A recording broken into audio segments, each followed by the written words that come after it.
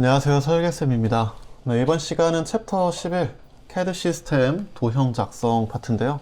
이 도형 작성 파트가 예전에는 좀 많이 나왔었는데 이 부분에서 좀 잘 안 나오게 됐습니다. 저희가 문제 출제 그 범위가 많이 달라지면서 확실히 줄어들게 되는데, 근데 이게 데이터가 그렇게 저희가 많이 쌓이진 않아서 완전히 안 나옵니다 라고 하기는 애매해서 양은 많지만 좀 핵심이라고 볼 수 있는, 최근에 문제가 등장하고 있는 부분은 그렇게 많지 않으니까 일단은 그 부분들에 좀 가중치를 둬서 공부하시면은 훨씬 더 도움이 되실 것 같네요. 네, 바로 한번 시작해 보겠습니다. 네, 일단 그래픽 소프트웨어 내용부터 보겠습니다. 옛날부터 뭐 그렇게 많이 등장하진 않았었는데요. 네, 그래도 하나씩 보시면 좋으니까 하나씩 체크해 보시죠. 첫 번째, 그래픽 요소 작성 기능, 편집 기능. 작성하고 이제 편집하는 겁니다. 작성에서 이제 점, 선, 원 이런 것 등등 형상을 만들어내고요. 그것들을 이제 스케일링, 비율 자체를 바꿔서 키우거나 줄이거나 하는 것들, 뭐 이동, 회전 이런 것들을 하는 게 이제 그래픽 요소 작성과 편집 기능이 되겠습니다. 다음으로 이제 디스플레이 제어 기능인데, 도형의 전체, 그리고 확대, 축소, 이동, 뭐 일부가 아니라 도형 전체를 이렇게 처리하는 것들을 나타내고 있고요. 다음으로 데이터 관리 기능, 데이터를 뭐 저장, 불러오기, 뭐 복사, 삭제 이런 것들 하는 것이죠. 도면화도 가능하고 각각의 요소들을 이제 설계할 때 필요한 값들을 찾아낼 때 그런 해석 이런 것들도 할 수 있다 라는 얘기가 되겠습니다. 보시면 좀 전에 이제 스케일링이라고 해서 확대 축소 말씀드렸는데, 그런 스케일, 뭐 이동, 회전, 줌, 프리미티브, 세그먼트 이런 식으로 되어 있는데, 프리미티브 같은 경우에는 저희가 뭐 나눠 볼 수도 있습니다. 뭐 예를 들어 실린더처럼 뭔가 뚫려 있다. 그러면 저희가 어떤 요소 안쪽에 뭐 구멍이 있다, 쭉 뚫려 있는 거죠. 자, 그렇다고 하면은 얘네들을 각각의 것으로 가운데 원이 뚫린 이 육면체가 아니라 육면체와 가운데 있는 구멍 이런 식으로 따로 인식을 해서 이런 것들을 저희가 수정하고 할 수 있게 해주는 그런 요소들이라 보시면 되겠습니다. 근데 이런 것들도 문제가 잘 나오진 않아요, 요즘에. 그래도 각각이 뭘 의미하는지 정도는 체크해 두시면 좋을 것 같아요. 네, 다음으로 이제 도형의 작성입니다. 이거는 사실상 CAD라든지 아니면 3D 모델링 툴이라든지 딱 그 부분에서 쓰이는 어떤 소프트웨어적인 내용들이기 때문에 이런 것들도 요즘에 문제가 잘 나오진 않습니다. 그래도 체크만 좀 해볼게요. 자, 우선 점 작성할 때 이제 가서 커서로 찍는 방법, 혹은 해당 위치에 대한 좌표를 입력하는 방법, 뭐 이런 등등의 방법들이 있다라는 내용입니다. 다음으로 이제 직선 작성인데요. 직선 작성도 점을 직접 찍어서 할 수도 있고요. 아니면 좌표를 주어서 그어줄 수도 있고, 아니면은 이미 작성되어 있는 어떤 요소로부터 얼마만큼 떨어져 있게 오프셋 이런 것들로서 정의를 해줄 수도 있겠고, 아니면은 어떤 도형에 접하는 것들 이런 식으로 작성을 해줄 수가 있겠죠.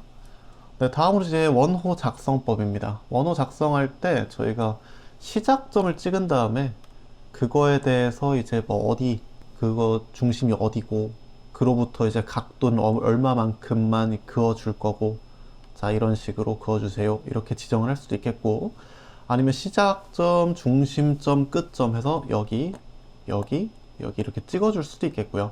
뭐 이런 식으로 결국에는 점에 대한 좌표를 컴퓨터가 인식할 수 있도록 해주는 겁니다. 이런 것들을 통해서 원호를 작성할 수도 있겠죠. 자, 일단 공통점이라면 다 시작점은 들어가고 중심점, 끝점, 자, 이런 식으로 일단 점을 2개 정도는 무조건 찍어준다는 거, 그리고 점과 각도, 반지름 이런 것들을 이용해서 완성을 시켜준다는 거 좀 파악만 하시면 되겠습니다. 네, 원 그릴 때도 이제 점을 하나 지정하냐, 2개 지정하냐, 3개 지정하냐, 뭐 그런 식으로 좀 나눠줄 수가 있겠는데요. 자, 그래서 이제 점 하나를 지정할 때는 중심점을 지정해 준다 라고 보시면 되겠고, 2점이면은 원호를 연결해 주는 거다. 원호를 일단 그어서 그거에 해당하는 원을 자동으로 완성하는 방식이죠. 네, 그리고 3점 지정, 점을 3개 지정해서 그 3개의 점을 통과하는 원을 그려달라 라는 방법 등등 이런 것들이 있으니까 이것도 확인만 하시면 될 것 같습니다. 자, 다음은 이제 개념 잡기 문제 한번 확인해 보겠습니다. 자, 2차원 평면에서 원을 정의하고자 할 때, 자, 원을 정의한다는 얘기는 그린다 라고 생각을 하셔도 괜찮습니다. 그렇게 할 때 필요한 조건으로 틀린 것은, 자, 하나씩 한번 봐볼까요? 자, 첫 번째, 중심점과 원주상의 한 점으로 정의한다. 두 번째, 원주상의 세 개의 점으로 정의한다. 자, 표현이 되게 어렵죠. 자, 일단 2번부터 보면 원주상의 세 개의 점. 방금 저희 그리는 방법, 점 3개 찍어 놓고 3개를 모두 지나는 원을 완성해 달라 라고 했었죠. 이게 반대로 보면 원주상에 있는 점 3개를 찍었다, 뭐 그런 의미가 되는 겁니다. 자, 그거랑 이제 첫 번째 보기, 중심점과 원주상의 한 점, 점 이렇게 2개 찍은 거죠. 이렇게 되면은 중심점 있고 원주에 해당하는 어떤 점 하나 찍은 거니까 그 거리까지 주어져서 알아서 완성이 될 겁니다. 자, 이렇게 그어줄 수도 있겠다 라는 거고, 그리고 2개의 접선으로 정의한다. 2개의 접선으로는 정의를 할 수가 없었죠. 자, 그럼 어떻게 표현했냐? 중심점과 하나의 접선으로는 가능했었습니다. 그래서 4번까지 가능한 것.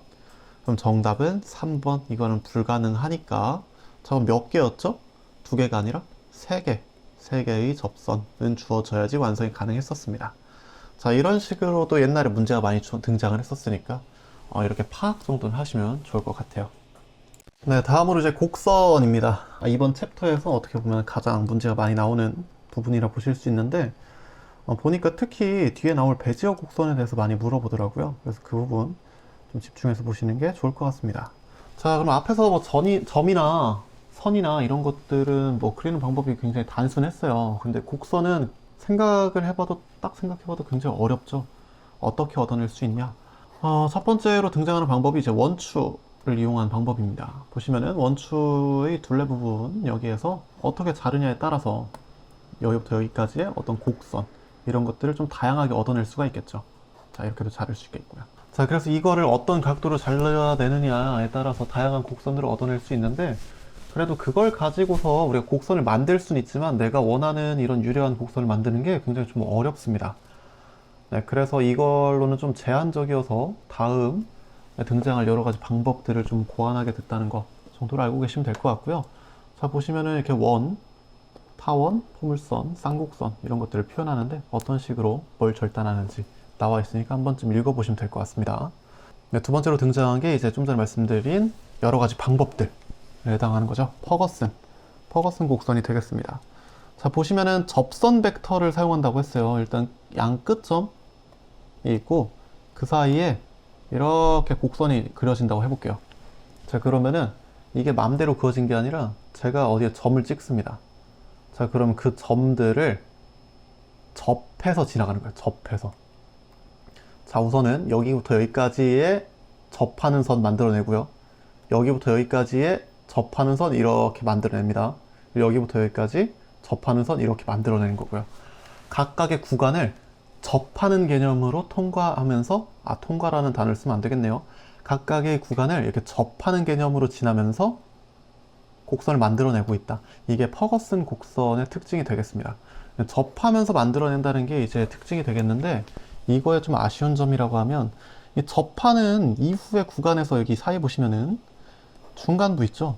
이런 데의 곡률을 우리가 맘대로 어떻게 제어하기가 굉장히 어렵습니다. 이걸 계산해서 이 통과점이 아니라 접하는 점을 찍어내기가 굉장히 어렵기 때문에 이런 특정 형상 표현이 상당히 어렵다는 거. 그리고 이런 것들을 우리가 좀 편하게 너무 따지지 않아도 되는 그런 제품들을 만들어낼 때는 괜찮은데, 이 곡선의 어떤 곡률 이런 것들의 변화율이 굉장히 중요한 경우에는 그 품질이 얻어내기 어렵다는 점이 좀 특징이 되겠죠.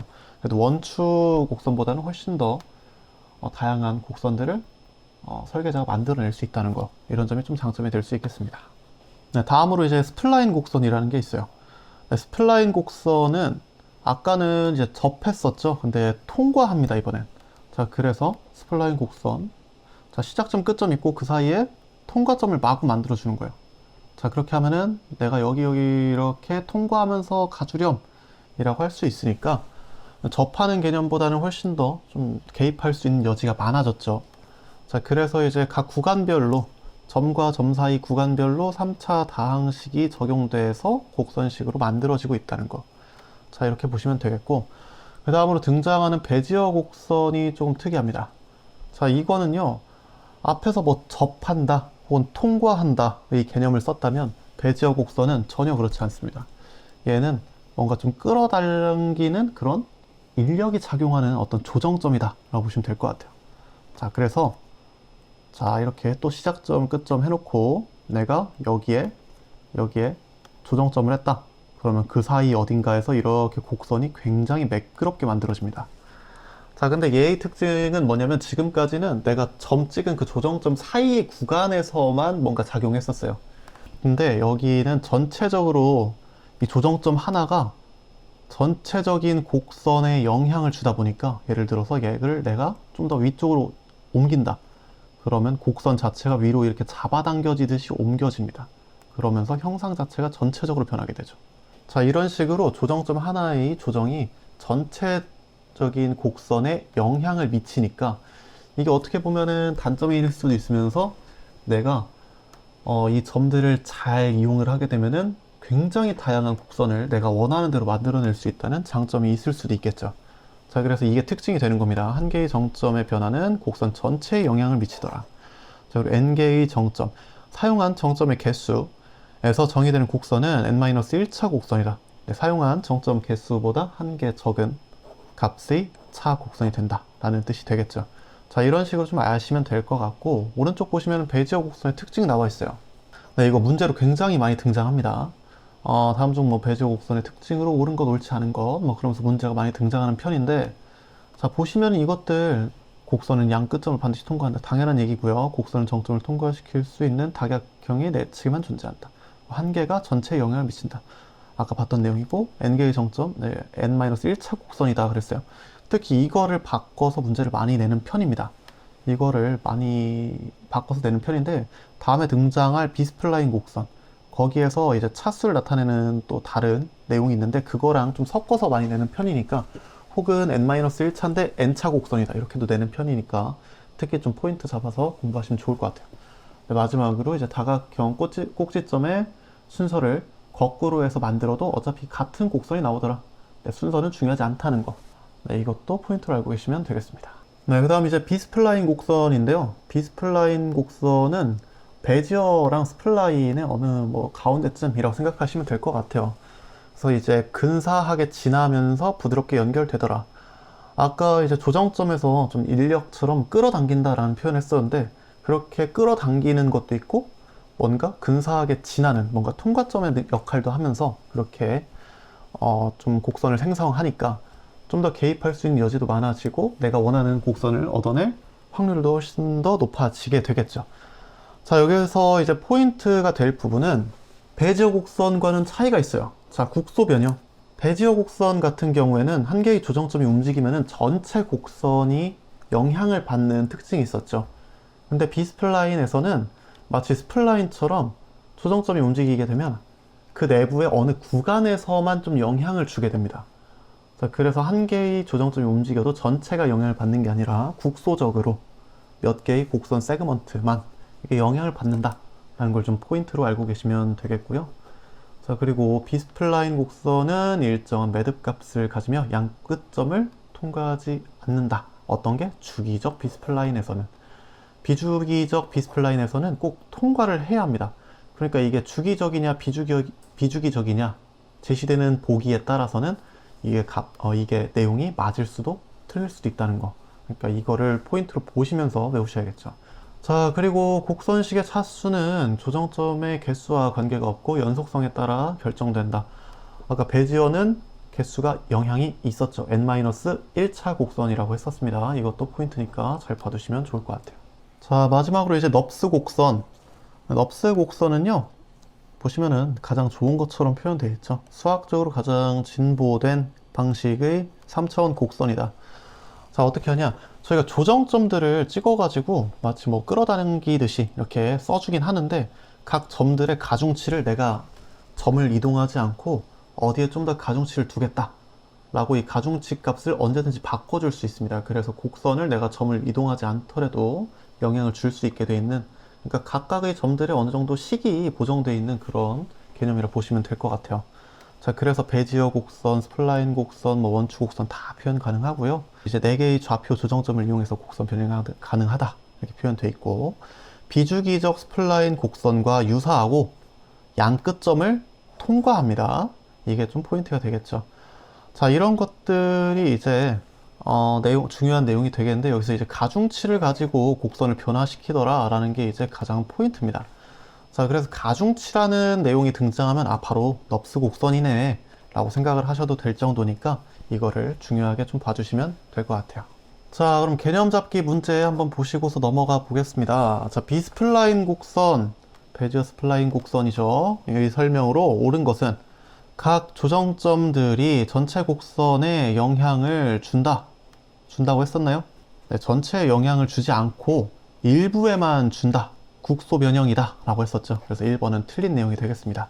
자, 다음으로 곡선의 형상을 국부적으로 수정하기 가능하다 그랬죠. 어렵다는 틀린 내용이 되겠죠. 그래서 2번도 아니겠고요. 자, 곡선의 차수는 조정점의 개수와 무관하다. 조정점의 개수와 무관하지 않나요? 네, 무관하지 않다고 했었습니다. 자, 그래서 정답은 일단 3번이 되겠고, 다음 4번 허밋 곡선식을 사용한다. 아니죠. 허밋 곡선식은 앞에서 등장했던 다른 내용이었습니다. 자, 그래서 정답은 3번. 자, 이런 식으로 포인트를 잡아가면서 공부를 하시면 될 것 같고, 특히 베지어랑 비스플라인을 가장 많이 물어봅니다. 다음으로 이제 넙스 정도까지 이렇게 알고 계시면 도움이 될 것 같으니까 그 세 개 어떤 차이점들이 있었는지 잘 생각해 보면서 공부하시면 될 것 같아요. 네, 다음으로 이제 곡면입니다. 네, 곡면 내용 뭐 새로운 거 아니에요. 저희 곡선 했었죠, 방금. 곡선 가지고서 어떻게 면으로 확장시켜낼 거냐 라고 보시면 됩니다.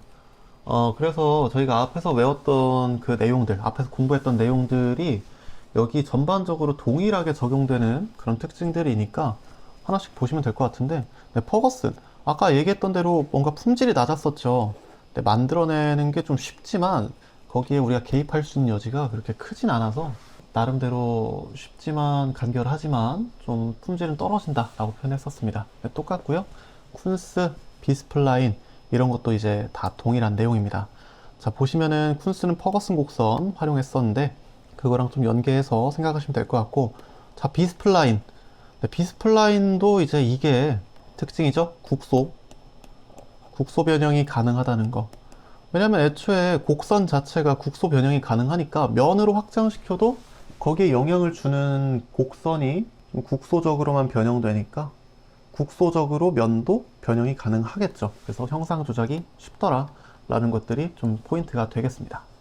다음으로 이제 베지어, 넙스 이런 것들도 이제 비슷한 내용인데요. 베지어는 아까처럼 한 개의 조정점 변화가 전체에 영향을 미치더라 라는 거. 넙스 같은 경우에는 가중치 얘도 마찬가지고요. 그리고 앞에서도 저희 곡선, 넙스 곡선도 비균일 비스플라인 곡선과 유사하다고 했었죠.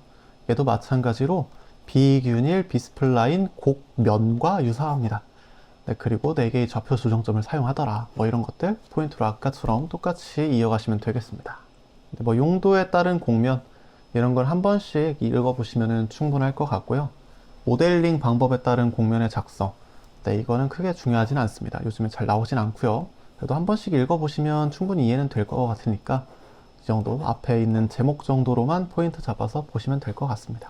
자, 이렇게 해주시면 여기까지 이렇게 마무리할 수 있을 것 같은데요. 이번에는 저희 곡선 쪽이 유독 좀 시간을 많이 할애했던 것 같아요. 그만큼 이제 곡선에서 많이 물어보는 챕터이기도 하니까 다른 부분들은 한 번씩 읽어보시되 특히 곡선에 좀 포인트를 맞춰서 보시면 좋지 않을까 싶습니다. 말씀드린 대로 뭐 베지어나 비스플라인, 넙스 이런 데서 문제가 제일 많이 등장하는 편이니까 그 부분들에 좀 포인트를 맞춰주시면 좋을 것 같고요. 네, 오늘도 공부하시느라 고생 많으셨습니다. 다음 시간에 이어서 해보도록 하겠습니다.